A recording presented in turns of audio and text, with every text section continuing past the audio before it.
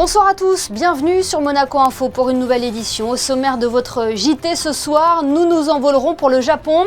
À quelques jours de l'ouverture de l'exposition universelle, nous vous ferons découvrir le site situé dans la baie d'Osaka. Nous rejoindrons nos envoyés spéciaux sur place. Puis du Japon, nous irons à New York où la direction du tourisme et des congrès vient d'achever une mission aux États-Unis. Son directeur, Guy Antonelli, sera notre invité. Dans ce journal également, nous décrypterons avec Valérie Genin la situation des marchés financiers après les différentes annonces du président américain Donald Trump sur les droits de douane. En basket, la Roca Team affronte l'Asvel demain pour le compte de la dernière journée de la saison régulière d'Euroleague.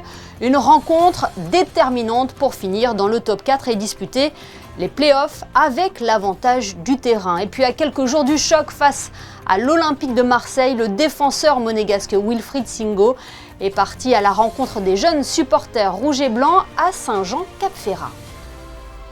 Nous vous emmenons au Japon pour débuter ce journal où se tient cette année l'exposition universelle, un événement toujours prisé par des millions de visiteurs. L'édition 2025 ouvrira ses portes en fin de semaine sur une île de la baie d'Osaka où nous retrouvons nos envoyés spéciaux Sylvain Peroumal et Patricia Navarro.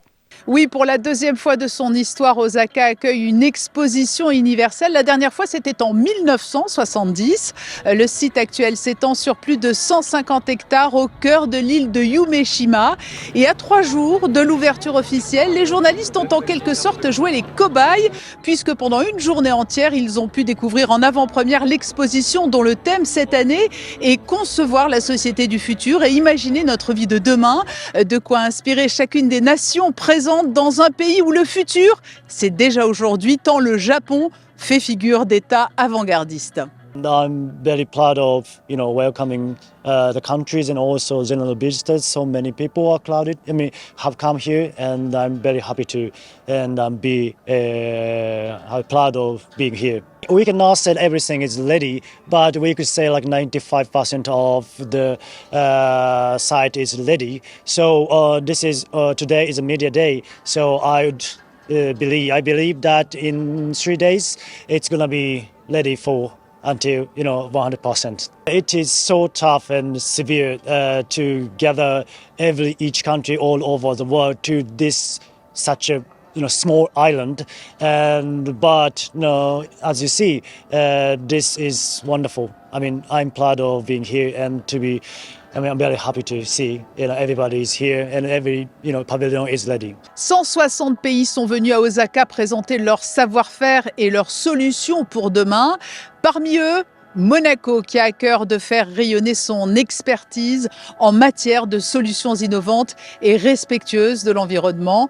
Les pavillons monégasques ont ainsi toujours été des miroirs de la principauté et celui de l'exposition 2025 ne déroge pas à la règle. On a vraiment essayé de mettre en perspective l'environnement, la protection de l'environnement, prendre soin de la nature, mais aussi prendre soin des océans, prendre soin des villes et tout en soi, prendre soin de la planète et prendre soin de nous pour un meilleur futur. On a déjà eu un test day la semaine dernière qui a été vraiment un succès, où on a eu beaucoup de visiteurs et un feedback très positif. Les visiteurs aiment beaucoup le pavillon qui est interactif, où vous avez des expériences sensorielles, mais aussi des éléments et des installations qui sont éducatives, donc vous allez pouvoir apprendre. Il y a vraiment, comme on dit, un call to action à chaque exposition universelle et nous avons vraiment essayé de faire ça dans le pavillon monégasque, ici à l'Expo 2025 Osaka Kansai.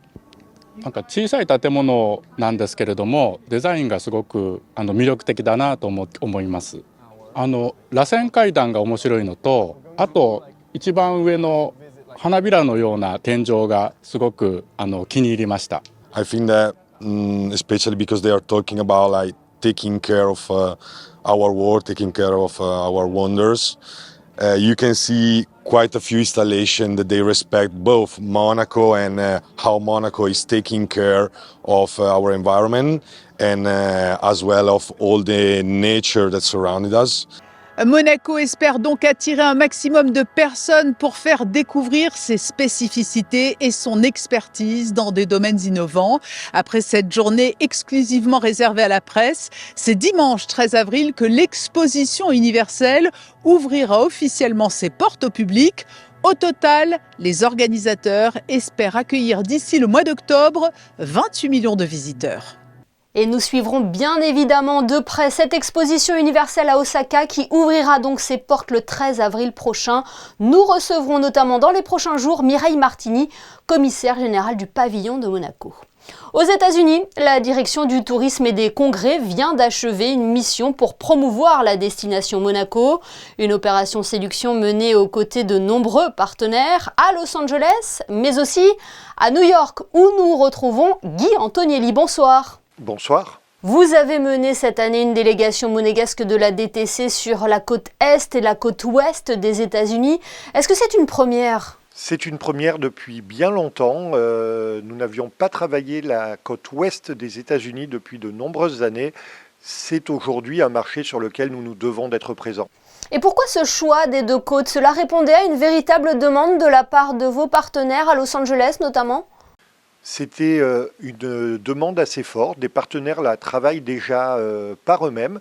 Et donc nous sommes très fiers aujourd'hui en constatant le succès de cette mission où l'ensemble des partenaires étaient présents sur la côte ouest avant de continuer avec nous ici à New York. Vous parlez justement de vos partenaires. Qui vous accompagnait sur place, Guy Antonielli ? Qui composait cette délégation monégasque ? La délégation est composée des hôtels de la Principauté, bien évidemment, les hôtels SBM, Hôtel de Paris, Hôtel Hermitage, du Fairmont de Monte-Carlo, de l'hôtel Métropole Monte-Carlo et du Méridien Beach Plaza.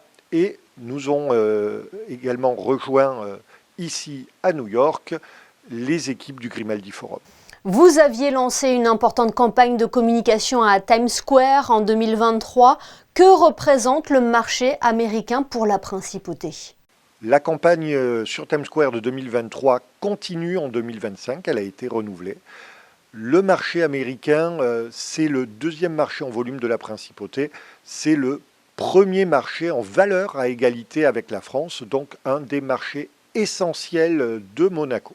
Est-ce que la situation géopolitique actuelle, le retour de Donald Trump à la Maison-Blanche, ses prises de position peuvent avoir un impact sur le secteur du tourisme en Principauté et notamment le taux de fréquentation des Américains ? Bien évidemment, la politique intérieure et extérieure de n'importe quel pays peut avoir un impact. C'est notamment le sens de nos discussions avec les agences de voyage ici aux États-Unis. Ce que nous constatons aujourd'hui, il n'y a pas d'annulation, il n'y a eu aucune annulation, il y a un petit ralentissement des réservations, mais qui se ressent beaucoup moins dans le secteur du luxe, au sein duquel les agents nous annoncent aujourd'hui parfois des réservations supérieures de 10% à celles de l'année dernière.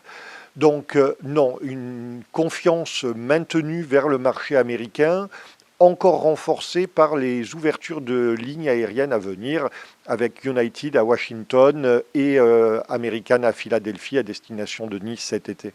Et comment on attire le public américain en Principauté ? Comment vous promouvez la destination Monaco ? Alors, les Américains connaissent très bien Monaco, ils ont une image très très forte de la Principauté et ce depuis de nombreuses années. Donc nous renforçons les points forts que sont la sécurité, la côte méditerranéenne et nous essayons également de leur montrer à ceux qui ne nous connaîtraient pas bien encore que la Principauté est un endroit où il y a beaucoup de choses à faire et que ça peut être une base pour explorer la Côte d'Azur plutôt qu'une destination de visite à la journée ou juste d'une ou deux nuits. Guy Antonielli, vous achevez cette mission aux États-Unis ce soir. Est-ce que globalement vous êtes satisfait de vos échanges ? C'est une mission concluante ? Alors aujourd'hui nous pouvons déjà tirer un pré-bilan très positif de l'ensemble de la mission, des agents de voyage extrêmement intéressés, pas beaucoup d'absents, de personnes qui avaient répondu et qui ne seraient pas venues, ce qui est un très bon signe car les agents de voyage luxe sont extrêmement sollicités, que ce soit à Los Angeles, à Beverly Hills ou à New York et dans le New Jersey. Donc un vrai intérêt pour la Principauté, un message qui passe très bien, des gens à l'écoute des nouveautés et surtout, aujourd'hui, nous essayons de leur faire comprendre que la valeur et l'expérience vécue à Monaco sera vraiment comme nulle part ailleurs. Eh bien, merci Guy Antonelli d'avoir été avec nous depuis New York pour évoquer cette mission de la direction du tourisme et des congrès aux États-Unis. Merci à vous. Merci, au revoir. Dans le reste de l'actualité en bref, Sébastien Biancheri a été élu hier juge à la Cour européenne des droits de l'homme pour la principauté de Monaco et ce pour une durée de 9 ans. Le vice-président de la Cour d'appel succède à Stéphanie Mourou-Wittstrom qui était arrivée au terme de son mandat. Restez cool, tout va bien se passer. Ce sont les mots de Donald Trump publiés aujourd'hui sur son réseau social Truth Social. Une réaction suite aux mesures prises par différents pays pour riposter aux droits de douane imposés par le président américain. Quel est l'impact pour les marchés financiers? Faut-il s'inquiéter pour son épargne? C'est ce que nous avons voulu savoir ce soir. Valérie Genin est en duplex avec nous. Bonsoir. Bonsoir. Vous êtes responsable des investissements chez Barclays Monaco. Les marchés mondiaux subissent une onde de choc en ce moment. Hein. Oui, effectivement, ça fait maintenant 4-5 jours qu'il y a une incertitude très importante qui est en train d'être repricée par les marchés. Cette incertitude fait suite à l'annonce des tarifs douaniers par l'administration Trump, qui était d'une part attendu, parce qu'effectivement, il en avait parlé quand il était en campagne, mais je pense que l'ampleur des tarifs n'était pas attendue et a pris de court pas mal d'investisseurs, effectivement. Comment analyser, comment décrypter la situation actuelle ? Alors, si on prend un petit peu de recul, l'économie américaine se porte plutôt très bien. Toutes les datas qu'on a, toutes les données macroéconomiques qui arrivent ont des fondamentaux qui sont toujours très solides. On avait une légère baisse de la consommation qui est intervenue sur les derniers mois. Enfin, rien d'alarmant. Si on regarde le domaine de l'investissement, du crédit, du marché du travail, tout ça restait très solide.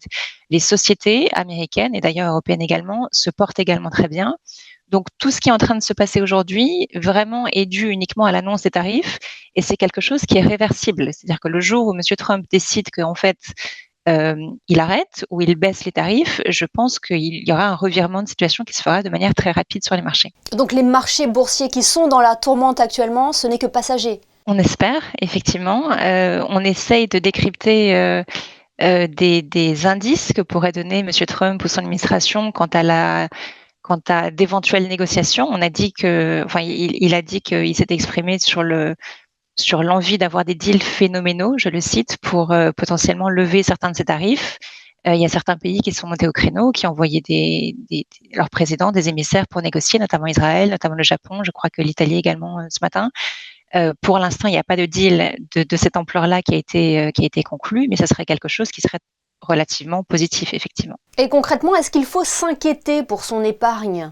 Alors, pour son épargne, non. Aujourd'hui, il n'y a pas d'impact direct majeur sur l'épargne ou sur les portefeuilles d'investissement des clients qui sont déjà investis.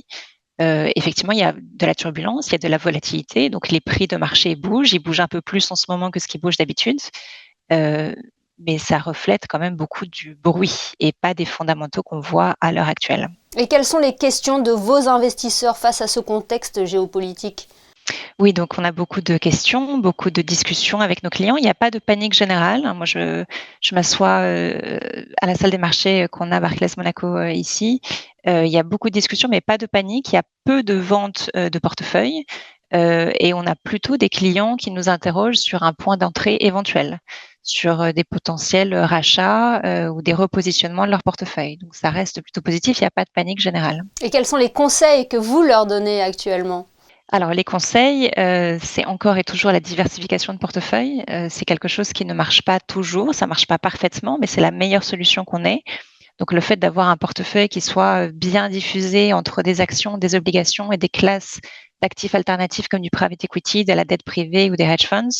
Et puis au sein des actions, par exemple, pas être investi uniquement sur des actions de type croissance, qui sont celles qui ont boosté le marché sur les dernières années aux États-Unis, par exemple, qui sont très fortes et qui continuent à se porter très bien, mais aussi d'aller sur des secteurs un peu moins cycliques, un peu plus défensifs, donc la santé, les télécoms, les utilities, tout ça, il faut bien diversifier, à travers les classes d'actifs et au sein des classes d'actifs également.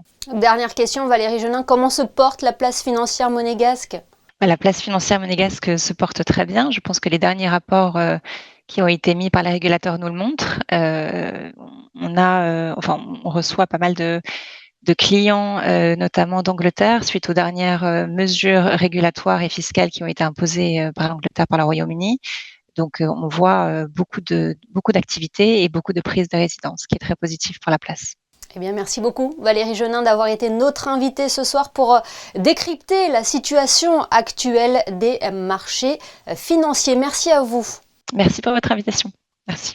En basket, la Roca Team affronte l'Asvel demain en Euroleague pour la dernière journée de la saison régulière. Les Monégasques, battus la semaine dernière par le Panathinaikos, doivent absolument gagner cette rencontre pour assurer leur place dans le top 4.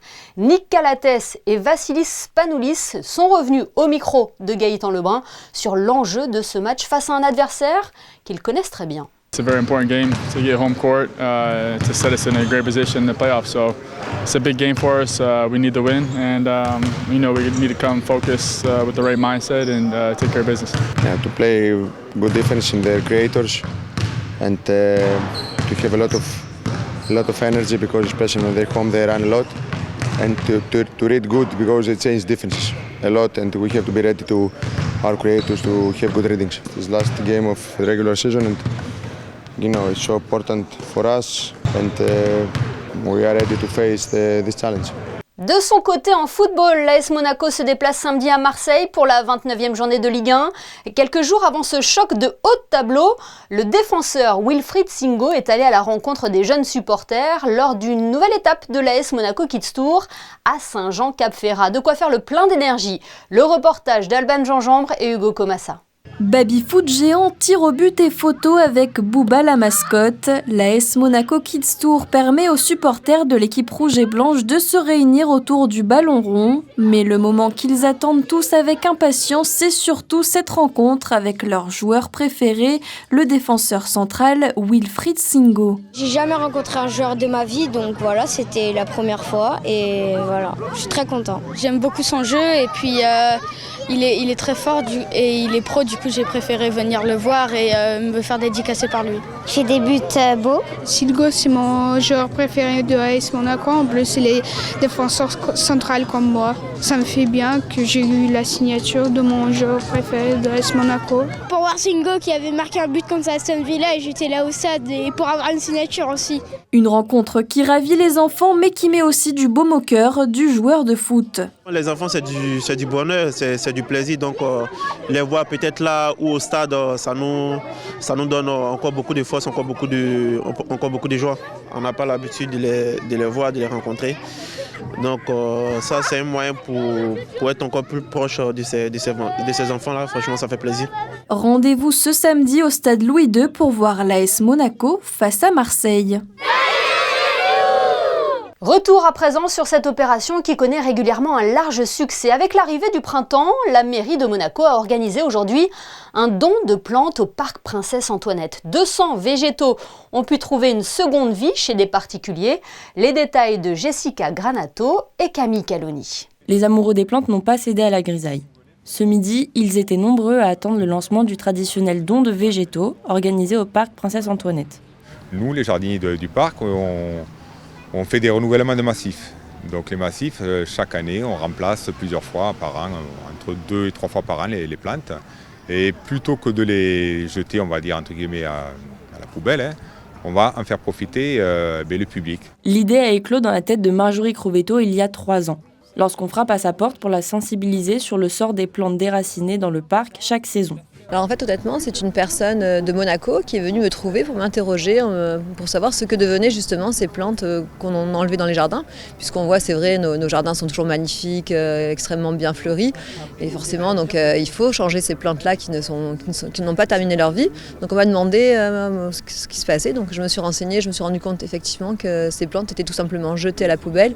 Et c'était quand même vraiment dommage, parce qu'elles avaient encore une belle vie à avoir. Donc c'était dommage de faire ça. Donc on a décidé d'organiser ce don de plantes. Géranium, prime vert et autres plantes d'hiver ont su ravir les petits et les grands qui ont tous bien compris les enjeux écologiques de ces dons. Je suis venue chercher des plantes qui sont offerts par la mairie et que nous apprécions beaucoup car c'est agréable de les avoir à la maison. Je vais les mettre dehors et les arroser. Il y a des nouvelles plantes qui poussent ? Ah oui. Je suis venu chercher une plante pour mon épouse. Bon, alors vous voyez, je viens pour des fleurs et j'ai une plante mais sans fleurs, donc je ne sais pas le résultat. Elle va pousser, elle va pousser. Voilà, c'est ça, vous voyez, c'est comme l'amour, il faut l'entretenir pour qu'il y ait des fleurs qui surgissent. En attendant la prochaine édition à l'automne, les 250 plantes distribuées aujourd'hui ont trouvé un nouvel environnement sur les terrasses et les balcons monégasques. Voilà pour cette bien belle initiative. Coup de projecteur sur la dernière exposition proposée à la Moretti Fine Art Gallery. Jusqu'au 9 mai, elle présente le travail du photographe italien Massimo Listri, un passionné d'art qui met en lumière l'architecture de différents lieux d'exception. Massimo Listri est au micro de Gaëtan Lebrun. La peculiarità di questa mostra è il formato ridotto.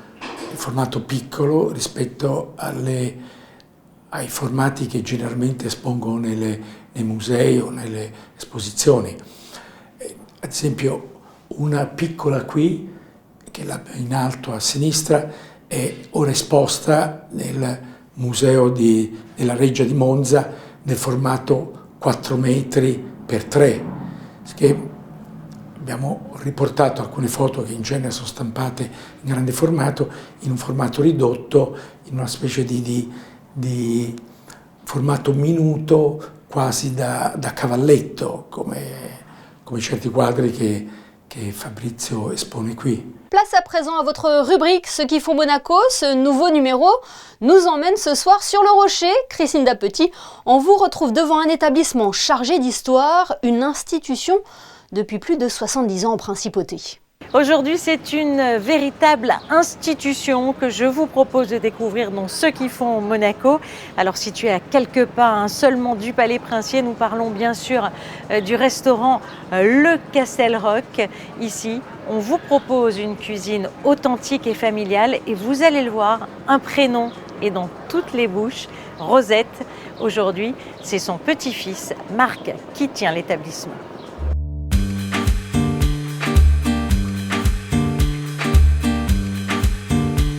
Ma famille, avant, avait un restaurant qui était derrière le tribunal, qu'ils ont vendu après une entente avec le prince Régnier pour construire ce bâtiment-là.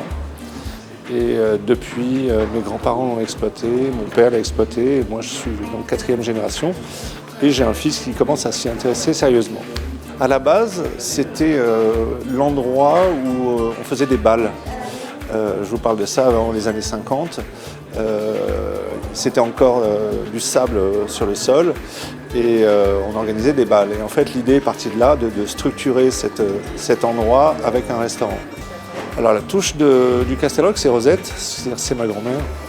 C'est elle qui a inspiré la cuisine qu'on fait aujourd'hui. On travaille toujours sur ses recettes. En fait, l'identité vraiment du Castel Rock, c'est la tradition revisitée. C'est vraiment, on veut garder l'essence même de la cuisine locale et c'est ce qu'on travaille tous les jours.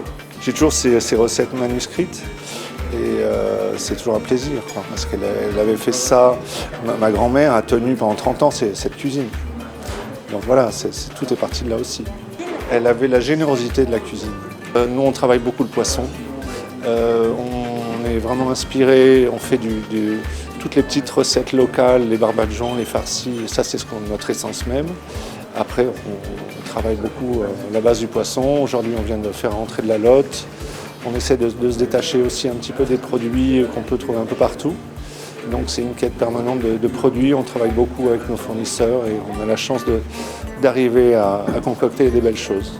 Avec sa vue imprenable sur le port et son histoire intimement liée à celle de Monaco, vous l'aurez compris, le Castel Rock vous propose bien plus qu'un simple repas, une véritable immersion dans l'art de vivre monégasque. Et retrouvez tous les numéros de Ceux qui font Monaco sur notre page YouTube. Ce journal est à présent terminé. Merci de nous avoir suivis. Dans quelques instants, la météo d'Alban Gingembre et les sorties cinéma de la semaine. Ne manquez pas également les experts tennis pour tout savoir sur cette journée de mercredi au Rolex Monte Carlo Masters. On se quitte avec les photos de Manuel Vitali et les derniers préparatifs de l'exposition universelle à Osaka. Passez une excellente soirée et à demain, 19h sur Monaco Info.